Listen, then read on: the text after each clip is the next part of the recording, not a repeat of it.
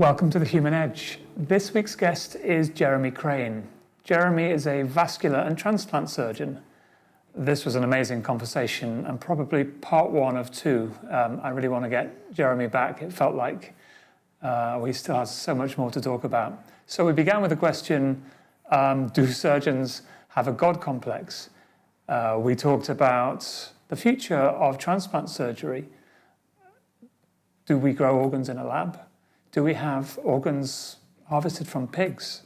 I can't even get my head around that. We also talk in a kind of a state of the nation about the NHS. It was a really great conversation. I loved it. And if you do too, please subscribe. That would be massively helpful. Thank you. So maybe a cheeky question to begin with. You're a surgeon, right? Yes. Do surgeons have a God complex? Well, there's an old joke. What's the difference between surgeon and God?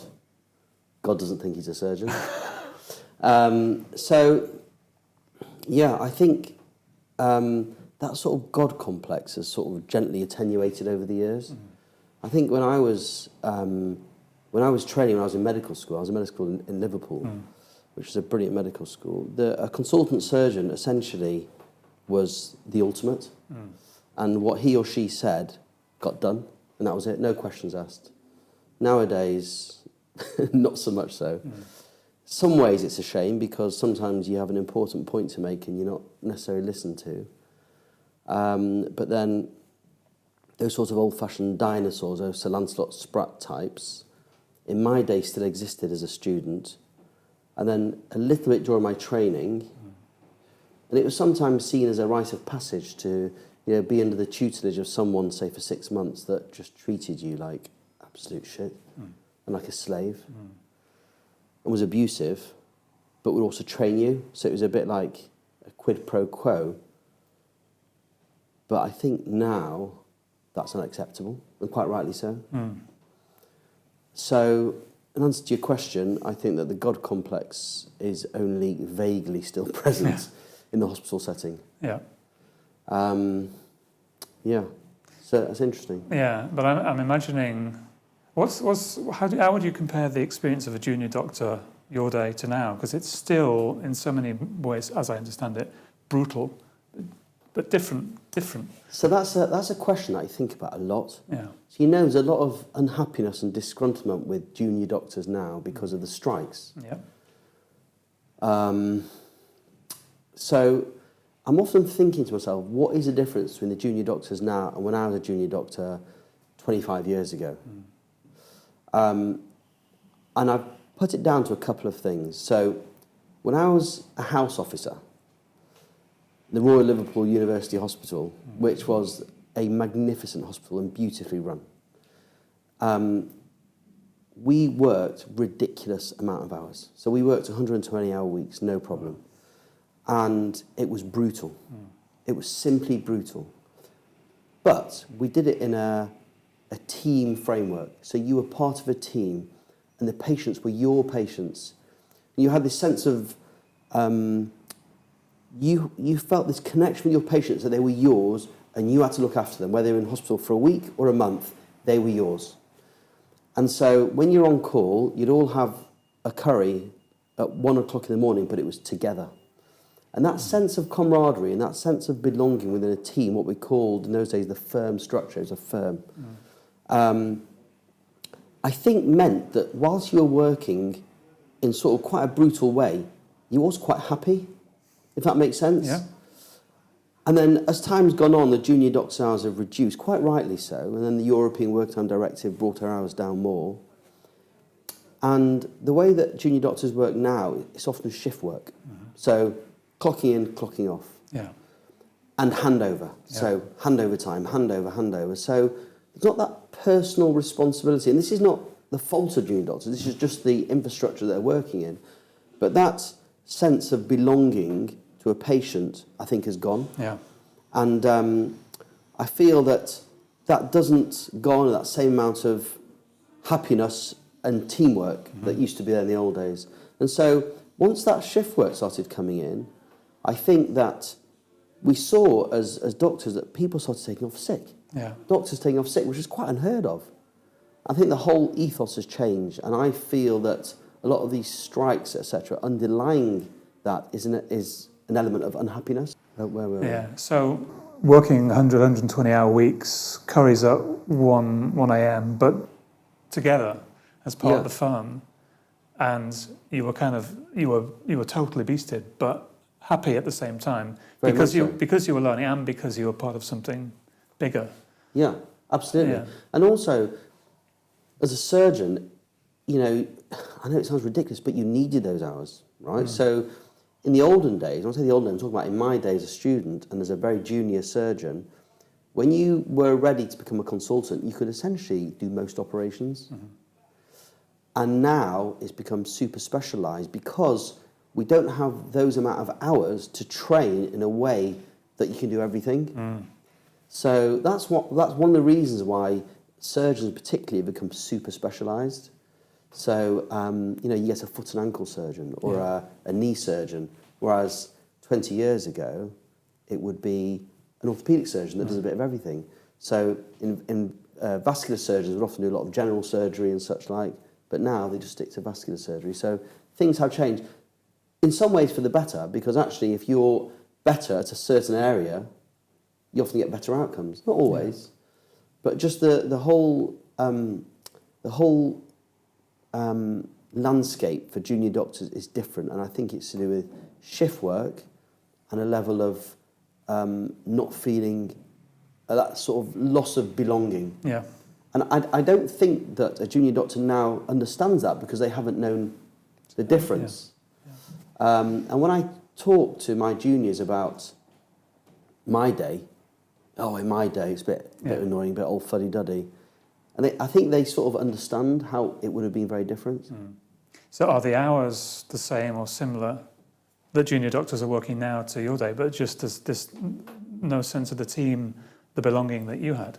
Well, I think their hours are much less, although it's still hard. Yeah. And some of these shifts can be pretty relentless. So they work a lot less hours, but it's still hard. It's still hard. And I think the remuneration probably isn't as it should be. I feel that the end is in sight when it comes to trying to pacify everyone for these talks. So I hopefully no more strikes. But we covered the strikes. The consultants came in, did the on-calls. We got paid an absolute fortune, which was so ridiculous. But and we covered things. But I'm hoping there's not going to be more strikes because it just sort of doesn't engender that much trust with the public. I don't think the public are really against that. Yeah. So it's a systemic problem. What needs to change? Oh, that's a good question. What needs to change? I mean, the NHS is in itself the most phenomenal construct. And when it was sort of pioneered and came into being in sort of 1948, I think it was, think about how many people live in this country, and it was manageable. Yeah. Now, our population has risen enormously. People coming into the country, the huge prevalence of older people living in their 70s, 80s, 90s, we just can't cope. It's as simple as that. Everything's a rush. There's less money around, less autonomy as doctors. Something has to change. And I genuinely believe it's not about money. It's not purely about money. So people say just throw more money at the NHS. But it's not about money, I don't think. And I'll give you an example, and I often think about this. So every so often, say for example in this area, in a borough, there's a waiting list and 500 people need their varicose veins treated, and they're waiting. So what we do is we do these, what we call patient initiative lists. And it's like on a Saturday or a Sunday, and you would do these extra lists to try and bring the waiting list down. Now, in that list, same type of patient, the same surgeons in the NHS, same anaesthetists, same ancillary staff, same scrub nurses, but weirdly, 5 cases will be done in the morning and not 2 cases like in a normal NHS morning. Now, why is that? Because everyone's getting paid. So, maybe it's capitalism and people don't like it, but it's true. And people need to be motivated. I've always felt, and this again might be controversial, that in the NHS there should be some sort of remuneration and reward associated with productivity. I think then we'd see a massive change in, for example, patients needing an operation. But the only thing is, and I do get this, because ultimately the NHS is a socialist construct, but once you bring money in, getting paid, it does change. And I think there'll be huge opposition, huge resistance to any sort of payment like that. And I do get that, but something has to change. Yeah, so the incentive structure that worked when it was set up and for decades after now doesn't work anymore. Correct. And so you need to change that in order to motivate people to have the resources in the right place. Yeah. Are the resources there? Because that's like a preconception that many people have. It's underfunded, and so there's not enough resources. Well, I actually think there are, but a lot of the resources are not dealt with in a way that is cost effective. So I'm going to give you an example. This is really interesting. So in a hospital where I work, one of the hospitals, I don't want to say the hospital, Yeah. and this sounds really weird, but hear me out. So about 5 years ago, they rebuilt the theatre changing room and the toilets next door to it, right? So they spent about a year doing it, and I think it cost about 100 grand, there and thereabouts. Now, so let me tell you about the toilets that they built. You walk in, on the left there are some sinks. On the right, there's this massive shower that no one ever uses. It's like a huge wet room. You can fit about 20 people in there, right? You carry on walking, there's the urinals on the left, and there's these cubicles on the right. Now, if you were tall, you couldn't actually sit on the toilet because it's so cramped in there. And then beyond that is the hand dryer. So essentially, it's been built topsy-turvy. So as you open the door of the cubicle, you bang into someone standing at a urinal doing a wee, right? Then, when you wash your hands, you have to go through the people doing a wee to then dry your hands. Now, that costs the NHS £100,000 of taxpayers' money. But if someone built that in your house, you go, hold on a second, come back, redo it, sort it out.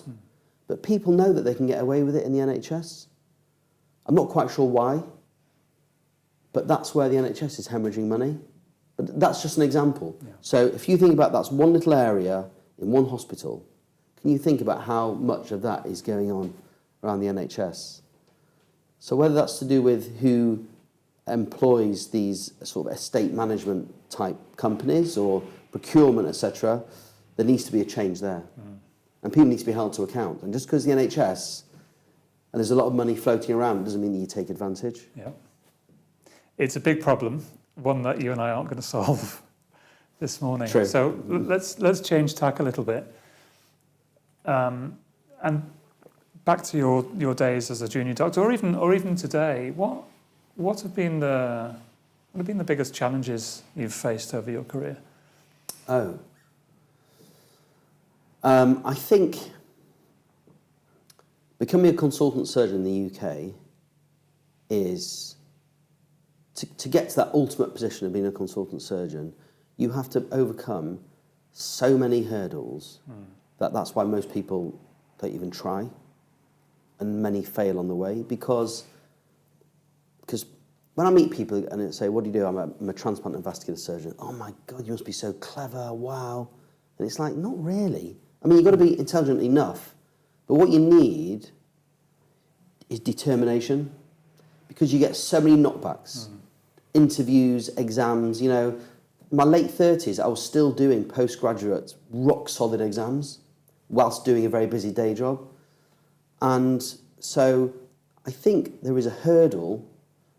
It's different when you're a junior doctor.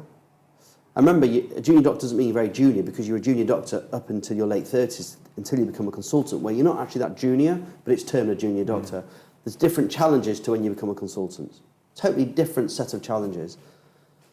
But it's hard. It's really hard. And all the postgraduate exams are done whilst you're doing your day job.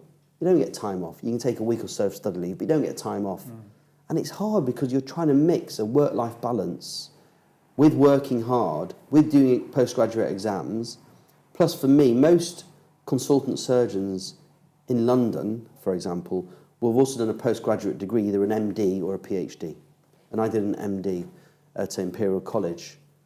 And suddenly you take time out of your day job being a surgeon and take a massive drop in wages and do a degree. So it's like going from a doctor and becoming a lawyer. You know, it's totally different. And that brings in itself massive challenges, but then huge learning experiences as well. So what's the mentality you need to have in order to become a consultant or a consultant surgeon?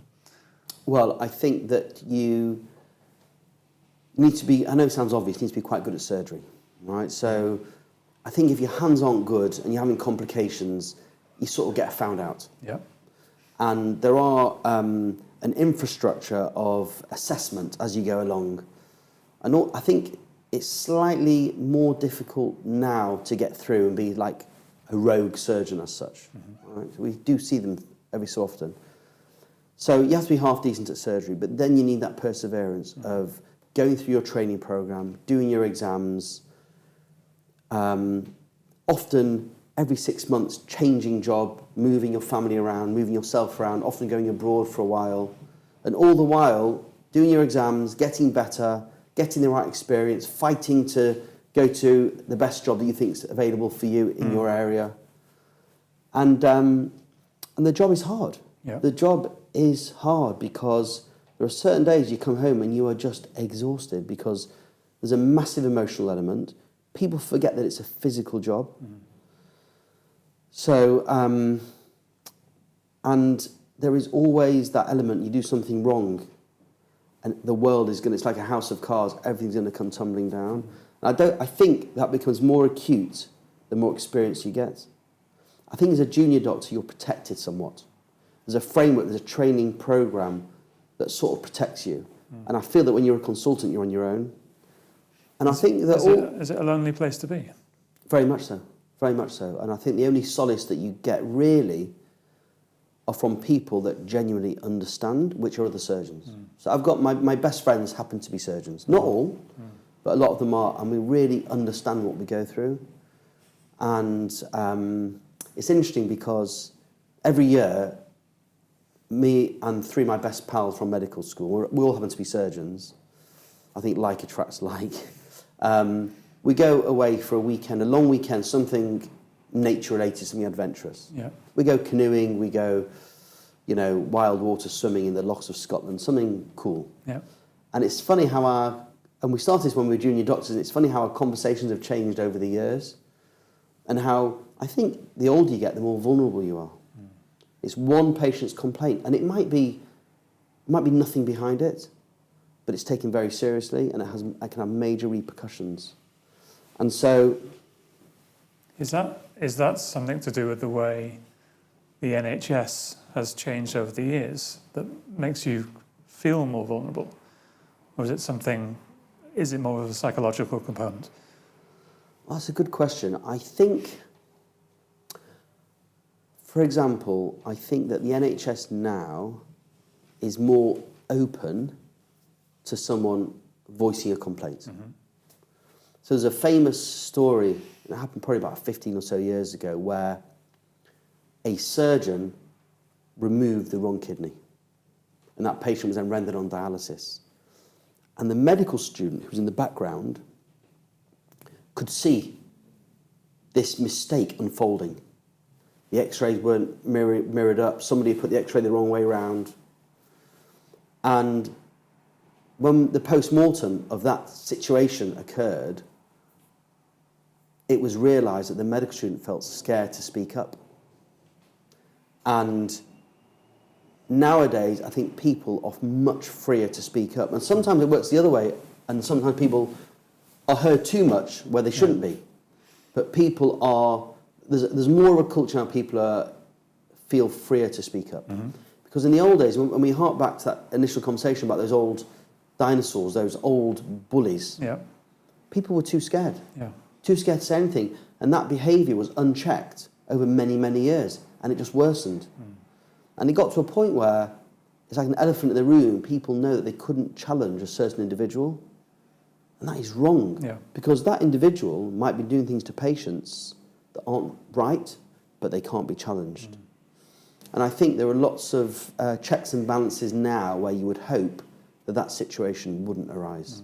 It sounds like over a period of time, and when you're at the top of the tree, like you are kind of organisationally as a consultant, there's an element of maybe subtly confidence being eroded, because you're no longer, you're not like those dinosaurs. You're not invulnerable. You can't be. You can be questioned, and when complaints come in, then inevitably you're the guy or the woman at the top. Is that a fair analysis? It is. I mean, as a consultant surgeon, you would expect that you should be challenged, right? And any bad behaviour shouldn't go unchecked. But the converse of that is that sometimes it's the tail wagging the dog. And whilst we're telling our managers this is what we think is the best for our patients, we're often ignored. But ultimately, I would like to think, putting aside ego and personal, maybe squabbles in the workplace, ultimately it's patient-focused. And I'll say that most clinicians are patient-focused. Ultimately, you want the best for the patients. Yeah. And I think if a group of surgeons or a surgeon is saying, I think we should do it this way, they should be listened to. And in the olden days, they definitely were listened to. 100%, no doubt about it. So, for example, if someone came in with some new kit, when I was at medical school and the surgeon, I remember being in the coffee room and I've got this new piece of equipment. Oh, fantastic, we'll use that next week. And now, a business case, loads of meetings. Yeah. A very funny scenario, which was just ridiculous, was that when I started as a consultant, the theatre manager, she's lovely, and she had a bit of money squirreled away from somewhere within the department, and she gave me a few £1,000s, and I bought some beautiful instruments. And one of them was a pair of scissors that actually cut, right? And they're these beautiful black and gold scissors, and I've still used them sort of 13, 14 years on. And it came to a point that they weren't being cleaned properly. So every time, I remember I'm doing minute movements with these scissors, cutting tissue around arteries and veins and nerves, and they have to work beautifully, and they were getting stiff, and you couldn't do that tiny movement with them. So the most bizarre thing happened where we ended up in a meeting of people, and there was about 10 people in a meeting about these scissors. And in the olden days, it would just be one phone call saying, just sort this out. Yeah. But now, it's like meeting, then another meeting, and I was sitting there like quite incredulous about a pair of scissors. Yeah. And I brought my junior trainee with me, I think just for her to see this experience. It was so ridiculous. Another piece of evidence along with the toilets to demonstrate. Can you imagine what's each not one of going those right, yeah. each one of those people, an hour of their time spent on. All it was they just need to be cleaned in a different way. That's all it was. So that's where money is being hemorrhaged in the NHS. You mentioned a few minutes ago that there's an emotional component to the job. I'm imagining that you may have lost people in theatre during an operation as that happened. Yeah. How do you deal with that? Well, it's a really good question. So I think death and really tragic things affect you more when you're more junior. And I think a lot of that is because you're just not used to it. And your skin thickens over the years. And you have to learn how to be upset and take it in, but not let it affect you. Because if every disaster affected you, avoidable or non-avoidable, you couldn't continue. But you have to really strongly reflect on all complications, because that's what makes you a good surgeon. And the dangerous surgeons are saying, oh, I hardly have any complications. You still hear that. And what that surgeon is saying to you, either they're lying to you or they don't operate enough, right?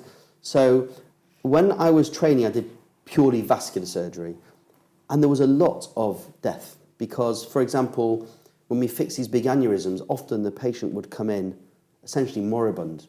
And the chance of saving was actually very small anyway, and they would die in the operating theatre. What we call abdominal aortic aneurysm, it's a common issue. And you sort of got used to it, but it didn't take away the sadness.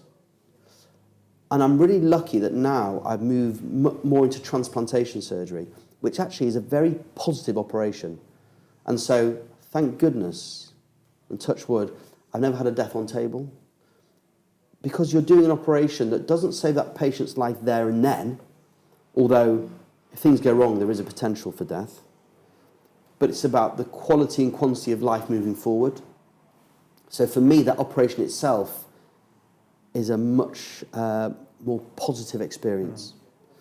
But occasionally, you know, conversely, the emotions are the opposite. So I'll give you an example. It's a bit of a story. So we have time. So I was near the Hammersmith Hospital where I work, and I was in Shepherd's Bush. And I went, and my hair was, it looked like Albert Einstein's, getting a bit unruly. And I thought, I'll go for a haircut. I went to this really cool place. It's not really me at all, but a really cool place. This guy's cutting my hair, we're chatting. And then my phone goes. And I'm not far from the hospital, and it's my consultant colleague. And she's cool and she's brilliant. We worked with each other for a long time. And I could hear an edge of, not panic, but urgency in the voice. And she said, Jeremy, please come back, I've got a situation. There's a patient bleeding out, I'm on the ward, meet me in theatre. Right? That's it. You know, you got to shoot over there. And so this guy's cutting my hair, we're mid-haircut. I said, mate, I've got to go. He goes, what? He's like, bzzz. I'm like, no, I've got to go. I said, my doctor, someone's bleeding, I've got to go. Yeah. So I gave him the money and ran out. And he was looking bewildered. And I went straight to theatre. I got scrubbed. The patient was a young guy, was genuinely bleeding out, right? And he was close to death. My colleague had dealt with it, bringing him from the ward, keeping a really cool head while some around her didn't know what to do and she was controlling the situation. And then I then took over, operated, and then she scrubbed and we sorted it out. And this guy's absolutely fine now. Then afterwards, you know, you can't self-congratulate yourself too much, but there's a real rewarding feeling. You can't really explain. And that was a great thing. That was a great thing that we did, and we knew it.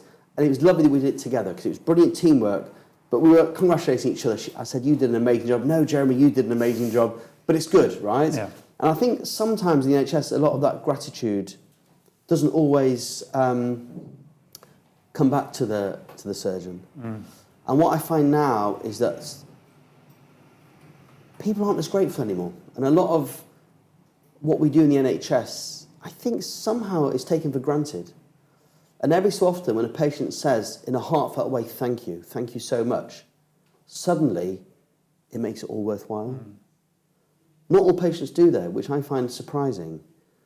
But when they do... Especially given the nature of what you do, you know, transplant surgery, that's when it goes well, prolonging someone's life for potentially decades. You would imagine there should be a degree of gratitude there.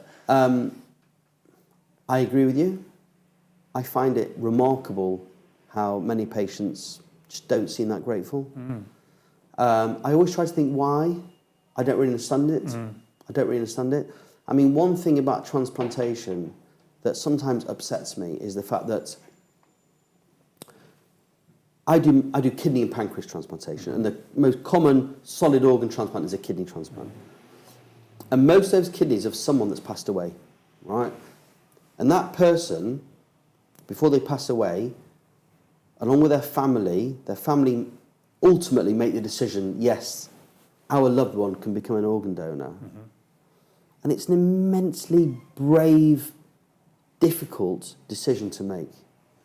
And when we receive that organ, that has come out of tragedy. So it's the only hope, the only goodness that's come out of pure tragedy. And I feel sometimes that it's taken for granted by everyone around us. And I feel that we should give more priority to remembering those patients. Is there not a story told about where the organ came Well, from, what happened to the donor? So that's a really interesting question, but the answer is no, because we have to retain anonymity. Yeah. So, so on that basis, the answer is no, we can't. You Although can have anonymity, but still tell a story. No. I mean, as doctors, we know about it. We know what's happened. We know everything that's happened to the patient. Yeah.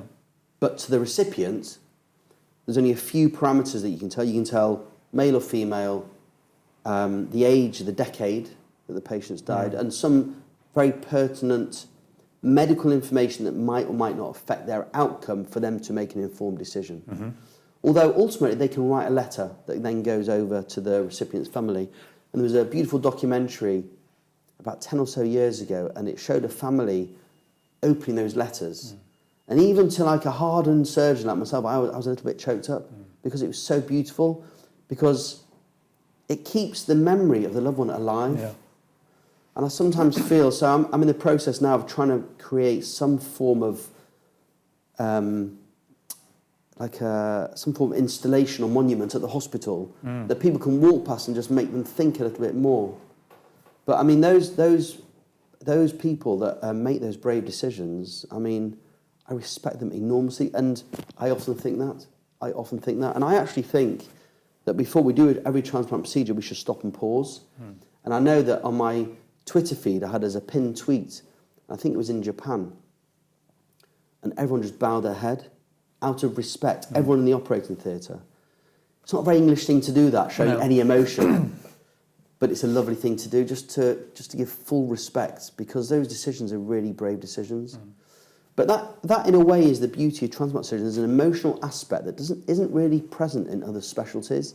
So I trained as a mainstream vascular surgeon, then I moved into transplant, and the first transplant I saw in my training, I thought, right, that's it. This is great. This is absolutely great, because it's such a positive experience. Is as surgeons or as doctors operating, what part does emotion play in the process, if at all? I think once you're operating, it's like the whole world doesn't exist. And I play a lot of music I always play music when I operate. I never operate in silence. I think it's really tense and horrible, and it's a good talking point, because you've got to keep everyone happy in the operating theatre. But once you started operating, even if it's someone, whatever the circumstance, the emotion goes, right? You've got a job to do, you have to do it. And there are parts of the operation that are easier, there are parts that are harder, and the hardest part of my operations is when you do the join-ups, which is called what we call an anastomosis. It's the join-up between the blood vessels. Because remember, you're using thread like the width of a hair. And one wrong slight manoeuvre, and everything just collapses in front of you, and the operation will be a disaster, and potential death ensues. And so when you're doing that difficult bit of the operation, you could be standing there often for 2 hours and nothing else exists. And often you're standing in one position, just pure concentration. That's why surgeons got bad backs and bad necks, because I certainly have suffered with that. And then emotion, there's no emotion. There's no emotion there. If you get emotional about these things, I think it can affect the way you work. And I think that, particularly more in the olden days, there were some surgeons, consultant surgeons, that were screaming and shouting, telling people off. And when you take a bird's eye view of that, what you realise is that that individual should never have been a surgeon. Because if you've got the high level of anxiety in the operating theatre, then it's not the right place for you. And that's going back to our initial points about the God complex. a surgeon has to be able to cut through all people flapping about, not knowing what to do, and making life and death executive decisions. And therefore there's a fine line between being authoritarian, being a bully, that some could perceive,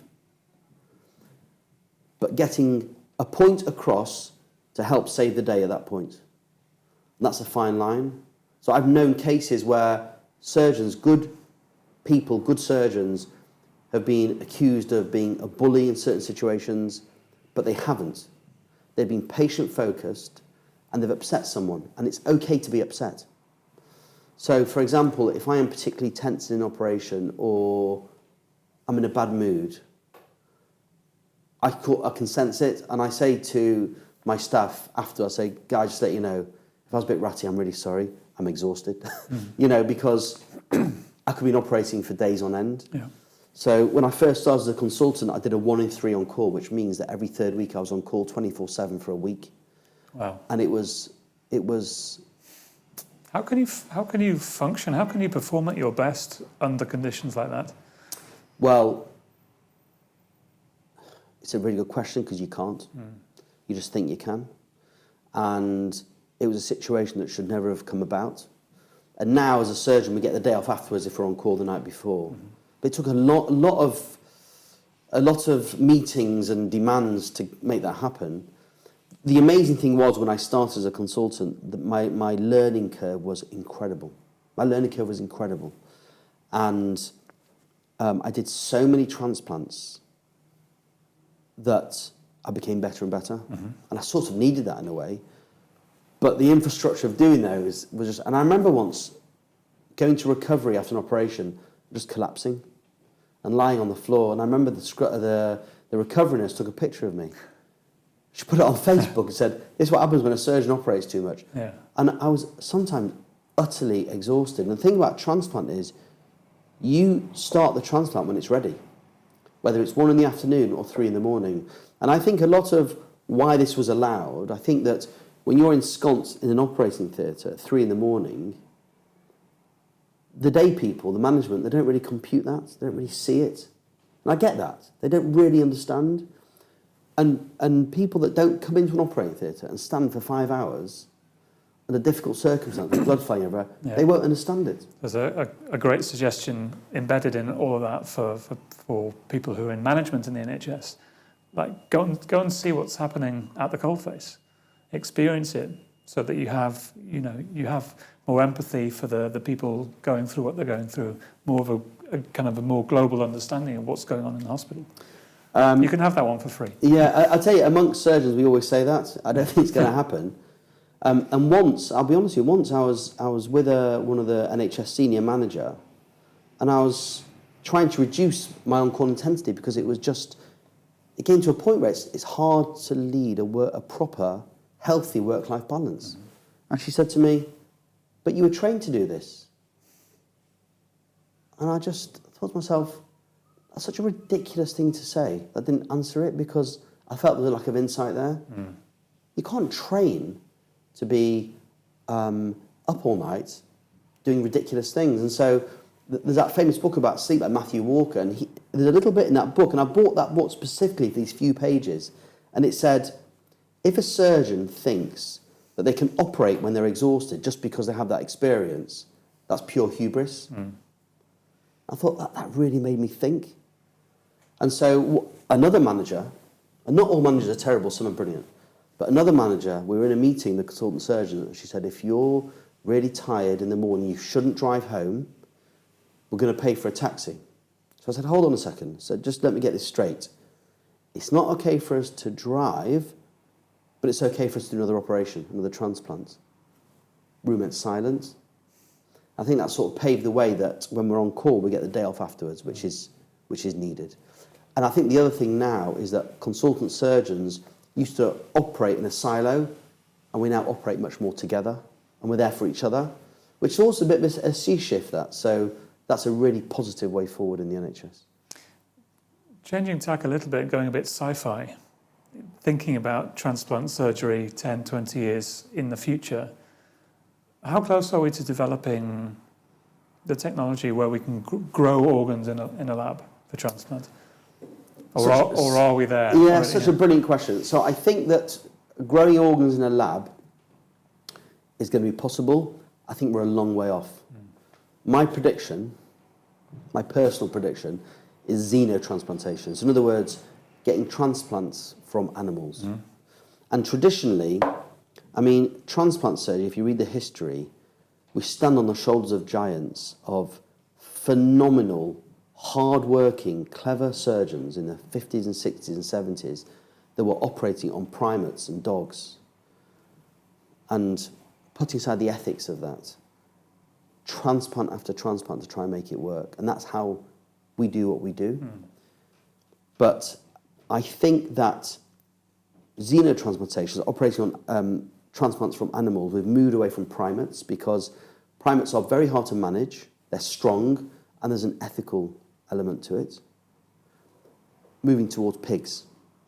So pigs are more ideal to take their organs because their organs are relatively similar size to humans, and pigs are plentiful and easy to manage. And recently, so I'm saying over the past 2 to 3 years, there have been occasions where both heart and kidneys have been transplanted from pigs into humans, not with incredible success, but with success. So what's happened over the years is that these pigs have been genetically modified, whereby the genes that cause these antibodies that we react to straight away and cause immediate rejection are being attenuated and being removed. So that's how, if we just took any pig and put it into me or you, we'd reject that organ like that. But these patients that have been brave enough to take on these organs haven't. So I think that is going to be the future. Because what it could potentially mean is that someone nearing the need for what we call renal replacement therapy, the need for a transplant or going on to dialysis, they would say, right, we've got someone, a pig for you. What day do you need it? Let's tee it up. It becomes like an elective specialty as opposed to an emergency, unscheduled specialty. Now, there are some ethics associated with that, but if you think how many billions of pigs are used for meat every day, this is going to be minuscule. So I genuinely feel that's the way forward for transplant. It's a real head scratcher. Would you prefer a kidney or a heart or whatever grown in a lab, or that doesn't exist yet, of course, but in time, or from a pig? So there are people walking around day to day with pig organs, and they're living a normal life. Absolutely. But remember, we do take... It blows my mind. Yeah, but we do take stuff from animals at the moment. So insulins in the past were made from porcine insulin. Lots of the vascular sort of patches where you need to sew an artery or a vein, and use a patch, often from the hearts of cows, for example. So we are using it. Yeah. But I think transplantation, there's a huge emotional aspect to it as well. But I think it's going to be... I've had this argument with a lot of people, but I think it's going to be minuscule compared, for example, with the meat industry. But again, that's going to a whole sort of bioethical conversation that I'm not qualified to really be heavily involved with. Yeah. One thing I'm thinking about as we're talking, you grew up religious, right? Or you grew up in a religious family, a Jewish religious family. So am I right in remembering that? Well, relatively. I mean, sort of middle of the road. Okay. But what I was wondering is, I think I'm right in saying in the Jewish religion, maybe other religions too, you're not allowed to donate your organs after death. Is that right? So that's a really interesting question. Yeah. In the Jewish religion, we can. Right. There's a lot of misinformation out there. There's been a lot of campaigns and drives to try and increase the amount of donation. So actually, look, the reality is, because the population of Jews in the UK is so tiny, by encouraging Jews to donate more, it's a principle, because it's not going to have any dent in the overall number of organs. Because as you know, that the supply and demand, there's always not enough organs for the population that need it. Yeah. For example, the population on dialysis that need it. But there are other religions, sort of Islam, Hindu, whereby, a bit like the Jewish religion, there's a lot of misinformation, and culturally it's a no-no. Mm-hmm. But actually, when you sort of when the clerics and the religious leaders delve into it, they say you can, and that's where people take their direction from. So in this country, because of things like diabetes, hypertension, some genetic issues, there's a huge amount, for example, of renal failure associated with diabetes, for example, in the Indo-Asian population. But yet, those populations are less likely to donate. And so there's been recently a lot of trying to campaign, trying to impart knowledge about this into these ethnic groups. And I think that should be a real push, because I think that, if for example, BAME, the ethnic groups in one umbrella, say they make up 35% or so of the transplant waiting list, but they only donate about 2%. If we could reverse that, I think it would have a really brilliant impact on the transplant waiting list. And I know there's a lot of initiatives in the black community, in the Asian community, to try and push donation. Because if you think about it, ultimately, what more of a gift can you give? Saving one life is like you've saved the whole world. So I think those initiatives and those campaigns are ongoing, and they are crucial in this country, absolutely crucial. So yeah, that's an important point and an important factor to try and increase awareness about organ donation. So we now live in an arena of opt-out. Yeah. So in other words, the law changed. So instead of having to opt in to donate, you have to opt out. And people think, that's going to change. Because if you look at Spain, for example, they have the highest rates of organ donation. But if you delve a bit more into that, the reason that Spain has the highest rates in the Western world for organ donation is not because of the opt-in, opt-out. It's because there's a culture. So when they changed their law into opt-out, it didn't have an immediate effect. But within every intensive care unit, there is such a strong culture of inquiring about any potential candidate to be an organ donor, and the thoughts around that has meant that there's loads more organs available. And I think that's what we need to do in this country and elsewhere. And I think there has been some brilliant moves by National Health Service Blood and Transplant to push that forward. So I think that's going to improve. I really do. And also, of course, for a kidney, there's live donation, so you can give to your loved one, your friend. And I think that is also gently on the increase as well. So I think the future of a transplant is good, but there's still a lot of work to do. Yeah. And talking of the future for you and your career, what does the next, if you can picture that far in advance, what does the next 5 or 10 years look like? So that's really interesting. So as you climb up the ladder and become more senior, in a way, you choose areas that you think you can make the most impact. One area that I'm really interested in, I've got a few areas of specialism. So I do transplantation, I do vascular surgery, I do a nuance of vascular surgery called vascular access surgery. I've got a real interest in wound management and complex wounds. But there's one area within vascular surgery called vascular access surgery, and that is for patients on dialysis. So the dialysis machine does the work of your kidney. So essentially, when your kidneys fail, and it's really common, and it's becoming more and more prevalent in the population as our population is aging, what happens is the dialysis machine removes all the toxins that the kidneys can't do anymore, cleans the blood, and gives it you back clean. So the question is, how do you get into your bloodstream? And what you need is a vascular access. And what that normally is at this level here in the arm or here, we join an artery and a vein. And that vein, which is very soft-walled, if you divert fast-flowing blood from an artery into a vein, the vein goes, what the hell's going on here? And it strengthens up as a result, just underneath the skin. And that becomes a super vein. So the dialysis nurses can stick 2 needles in, one taking blood away into the machine, and one bringing blood back. And that means the patient have an effective dialysis session, and it keeps them alive.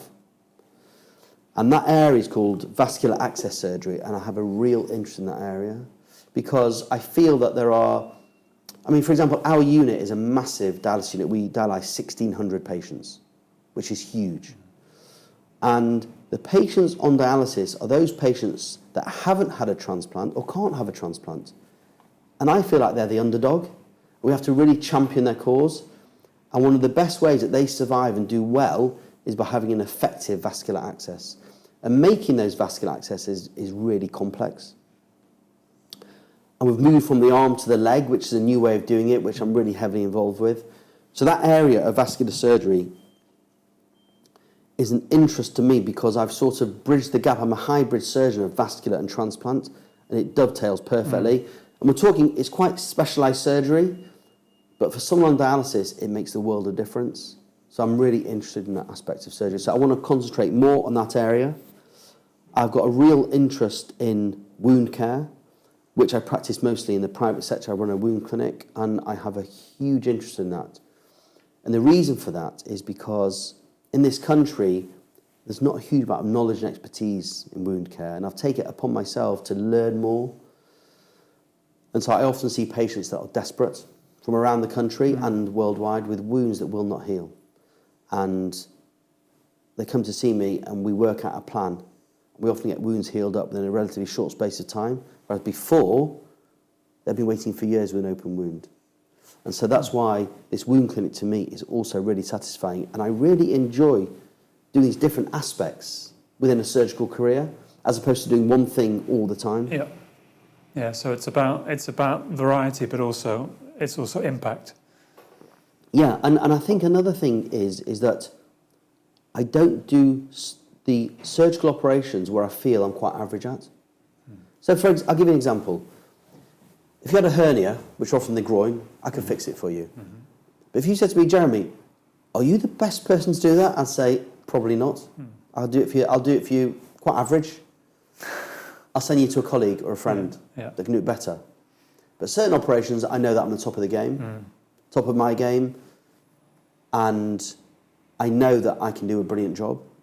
So I stick to what I'm good at. And I think that's really important. I think in the olden days, like we discussed before, surgeons were working across the board, doing so many different operations that they might not have been that good at them. Yeah. So that super specialisation is actually not a bad thing. Yeah, I mean, for a patient, from a patient-centric perspective, you want to know that you're being operated on by somebody that's really good at what they're doing. They're not going to do an average job. Yeah, I think a patient also, a patient comes to see me, for example, in my wound clinic, right? And we talk about the wounds, and they can see that I'm passionate about it, and they haven't probably seen that before. And it's also the same with the vascular access surgery. I talk about it in a way that most people don't really understand because I've got a genuine passion for it. And patients pick up on that, and they're really grateful. So I think being passionate about an area that you do is a major advantage. For sure. Listen, I could talk to you for another hour quite easily, and which probably means I want to have you back at some stage for part 2. I've loved the conversation. Come back again. I will please. do. Thank you so much. Thank you.